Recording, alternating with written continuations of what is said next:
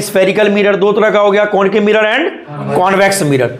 तो अब अगर किसी एक मिरर की बात करेंगे तो यहां देखो, चलो दोनों कॉन्सेप्ट लागू होगा इस पे। M and M dash, height of the mirror, ये mid point of spherical mirror, ठीक, इस कॉल्ड, जो मिड पॉइंट होगा इसको हम लोग कहते हैं पोल। क्या कहते हैं? पोल, या इसको बोला जाता है ध्रुव कहते हैं हिंदी में। और यहां पर जो इसका सेंटर पार्ट बताया, ये जो तुम्हारा क्या है, centre of curvature, the line that is passing through centre of curvature and meet to the pole, meet to the pole. तो जो सेंटर ऑफ कर्वेचर और पोल को जाकर के मिलाती है उसको हम लोग कहते हैं प्रिंसिपल एक्सिस। क्या कहते हैं इसको? Principal axis. क्या बोलते हैं उसको? प्रिंसिपल एक्सिस, या इसको बोला जाता है मुख्य अक्ष।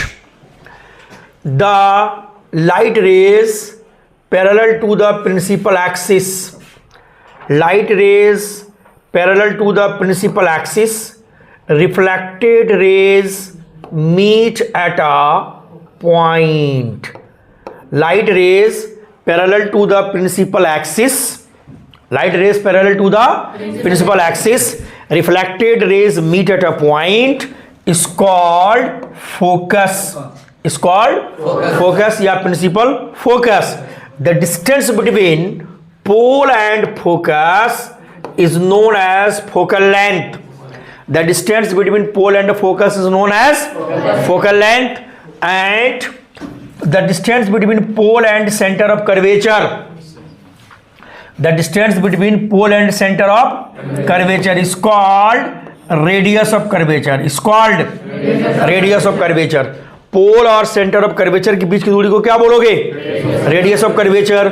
So radius of curvature double of focal length and focal length half of radius of curvature. क्या मतलब हुआ? Radius of curvature double of focal length and focal length half of radius of curvature.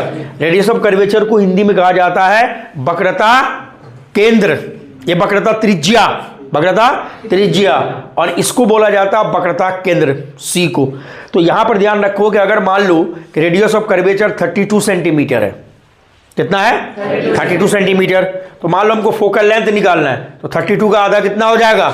16 centimetre. ठीक है, अब इसको एक बार और देख